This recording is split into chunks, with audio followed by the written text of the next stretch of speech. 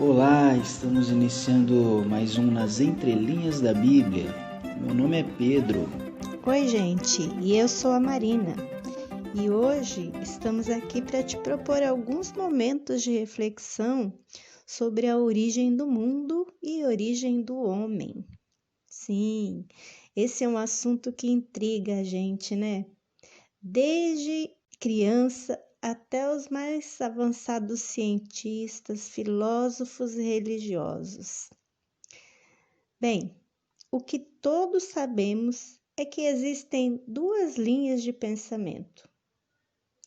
Uma, que é a mítico-religiosa, e é a forma como as religiões explicam a origem do mundo e do homem. E também a científica, aquela que é baseada em métodos investigativos e em constatações e que possam ser comprovadas.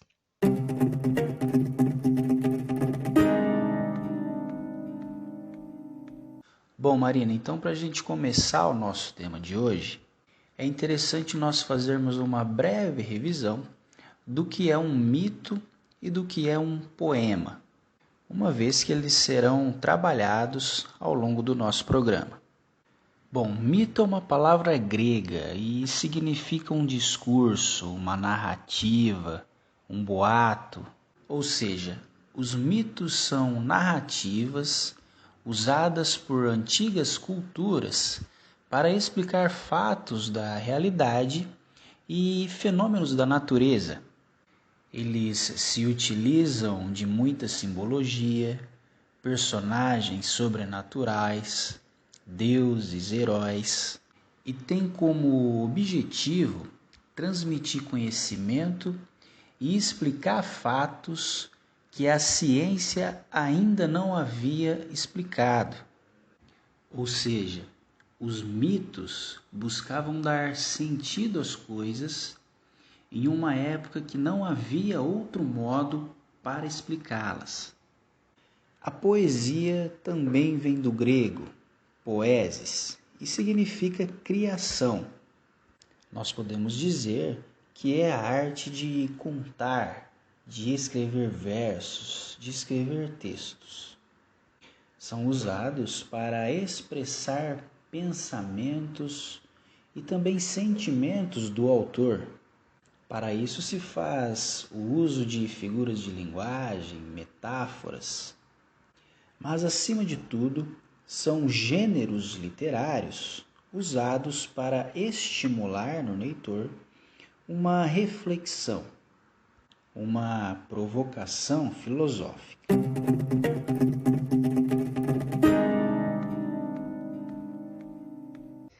Pois é, e são muitos os mitos e as narrativas religiosas sobre a criação.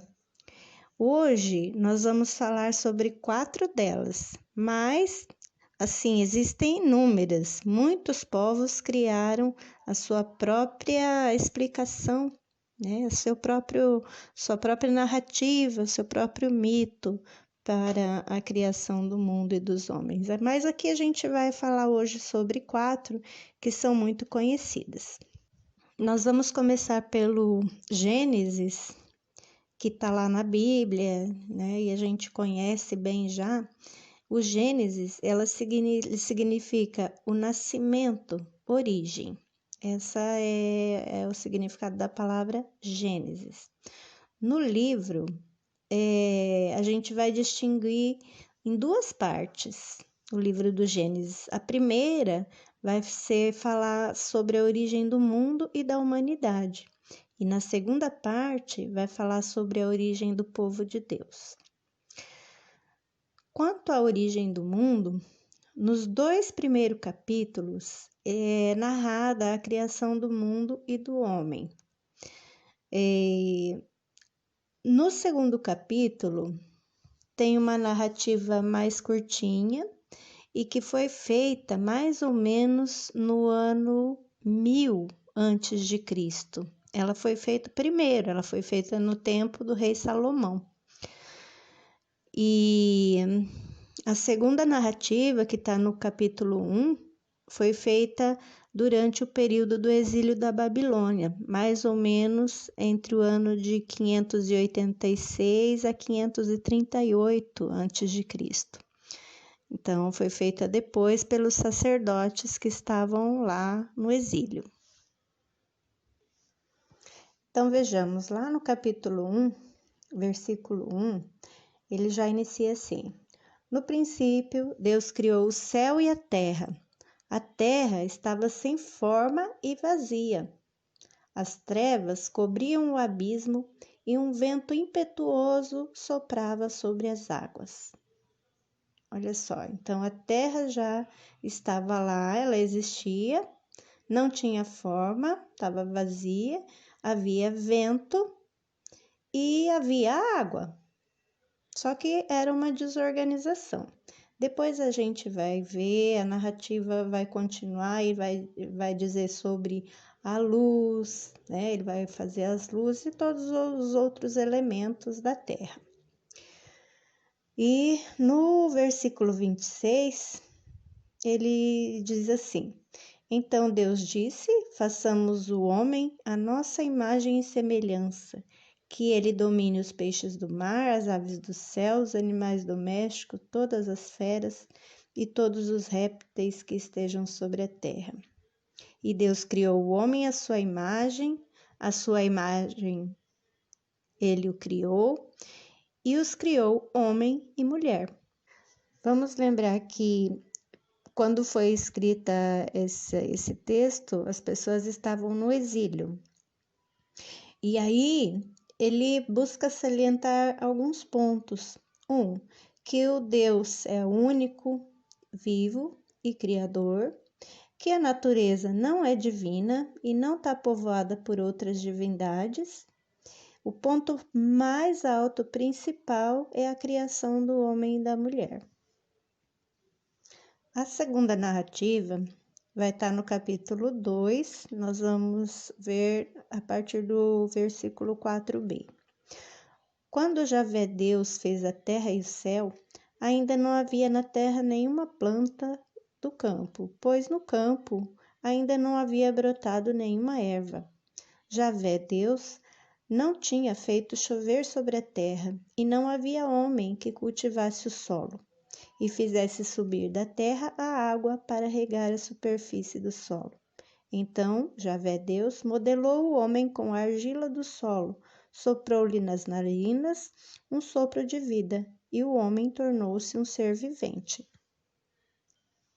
Essa narrativa ela foi escrita no século X a.C., no tempo do rei Salomão, e se originou entre os nômades que viviam no deserto. Para eles, a terra seca é a ausência da vida. Então, eles imaginavam que, como o início da criação, seria a chuva e a possibilidade do homem encontrar a água. A grande bênção inicial para eles, portanto, seria a água. E o homem, então, feito da terra com a água, o barro, a argila. Mas, então, lembrando que o Gênesis, ele é uma narrativa, é a criação, é um poema e não um tratado científico. Ele contempla o universo como criatura de Deus. Então, ela traz uma explicação teológica e não científica. Ela não tem esse interesse em explicar de onde surgiu a terra, de onde surgiu a semente, de onde surgiram as plantas ou a água. Isso ela deixa para que a ciência explique. Vocês sabem que os tupi-guaranis são um dos povos que viveram e vivem ainda aqui na nossa América, né? Vamos conhecer a mitologia deles sobre a criação do mundo. Olha só, eles acreditavam ou acreditam, né, ainda, porque eles ainda vivem e mantêm as suas tradições, que existia um Deus supremo. Ele se chamava Tupã, e também outros deuses, Por exemplo, o Sol era um deus e se chamava Guaraci, assim como a Lua também, que tinha o nome de Jaci. Jaci seria a rainha da noite e dos homens. E, segundo a lenda, ela teria sido esposa de Tupã. Além deles, havia a crença de que haviam outros deuses. Vou falar alguns aqui. Por exemplo, Anhum, o deus da música, Rudá, o deus do amor, Caramuru, que seria um deus dragão. E também outras divindades que até são conhecidas da gente como figuras folclóricas. Por exemplo, a Caipora, que é um deus guardião dos animais, Tiriricas, a deusa do ódio, Pirarucu, deus do mal, que mora no fundo das águas, a Iara, que é deusa dos lagos, o Curupira, protetor das matas. E tem uma lenda que fala sobre a criação do mundo. Então, Tupã, com a ajuda da deusa Jaci, haveria descido à terra em um monte da região do Aregua, que fica no Paraguai, e deste local haveria criado tudo que existe: os mares, as florestas, os animais e as estrelas do céu, colocado o céu lá com tudo que ele contém. E os primeiros humanos, também criados por Tupã, teriam sido o Rupave, o pai dos povos, e Cipave, a mãe dos povos. E estes teriam dado origem a um grande número de filhas e filhos.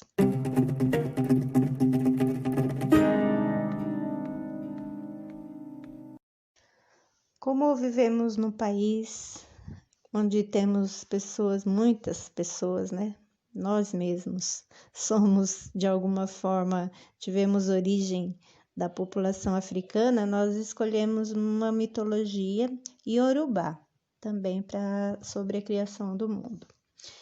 E ela conta que, no princípio, Olorum, o ser supremo, governava o céu.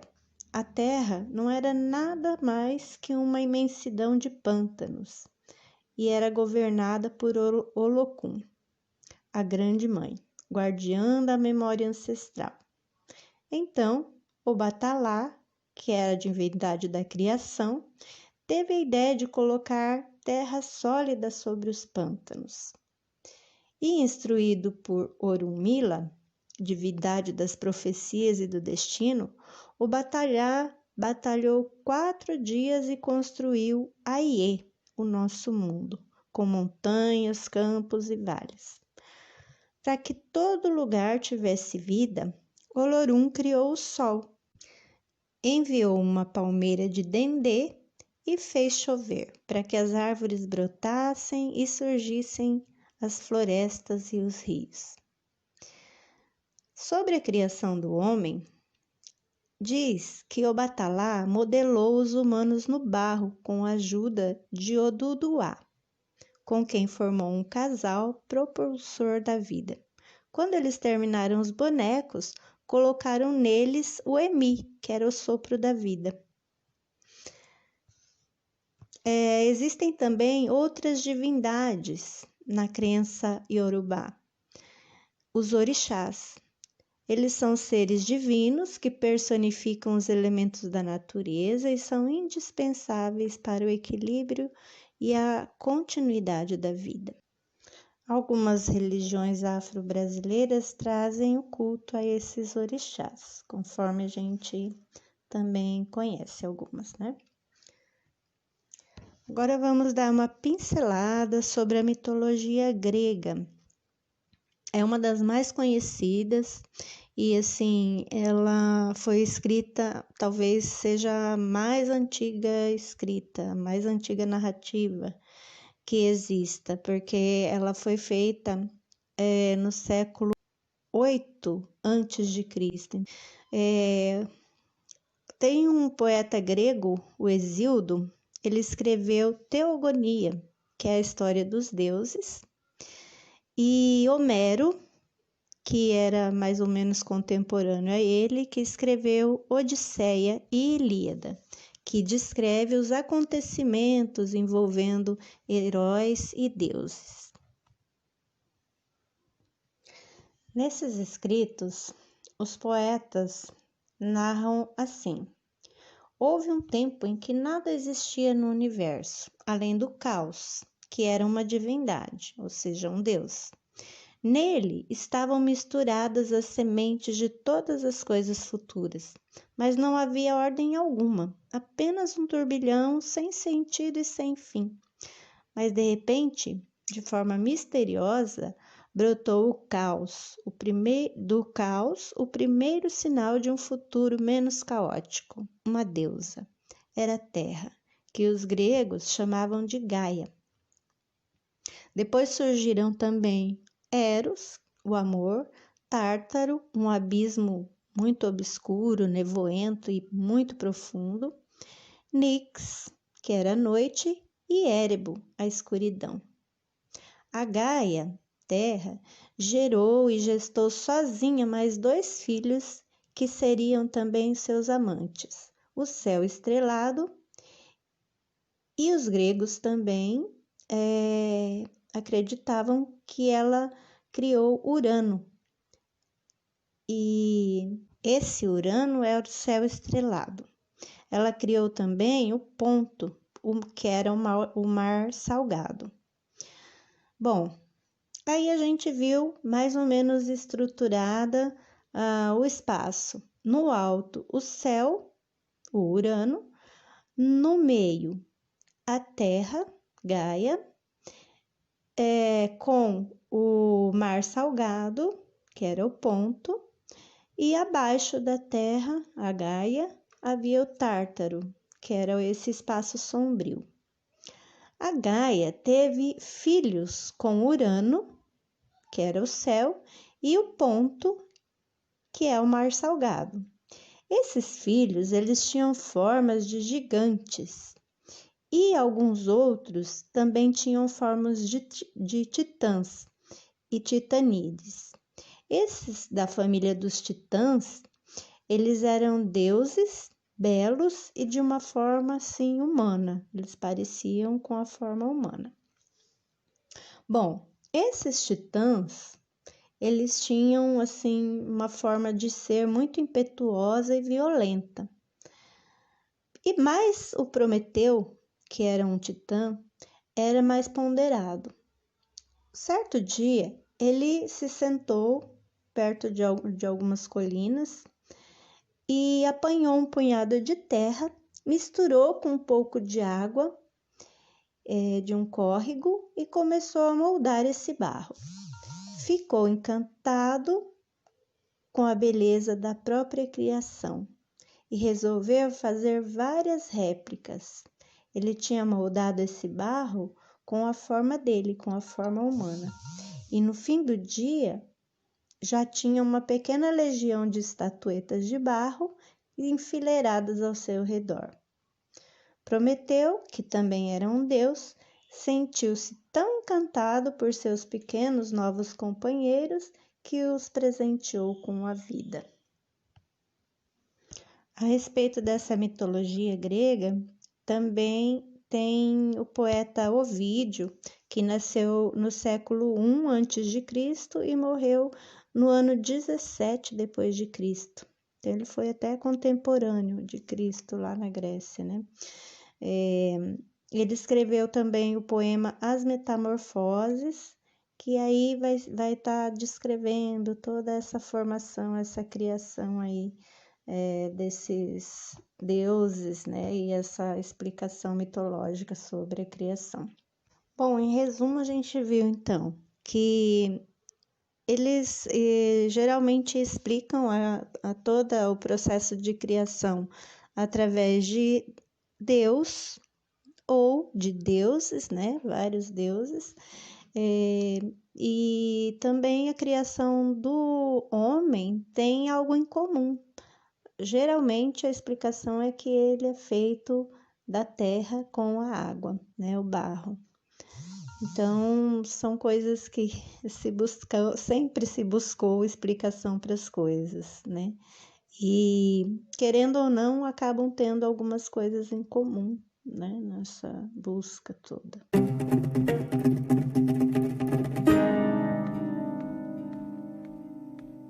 Bacana, Marina, muito interessante toda a sua explicação, toda a sua busca, a sua pesquisa. A gente aprendeu muito, sim. E deixo aqui um convite pro próximo programa já. Nós vamos tentar abordar um pouquinho do que a ciência diz em relação à origem do universo e à origem do homem.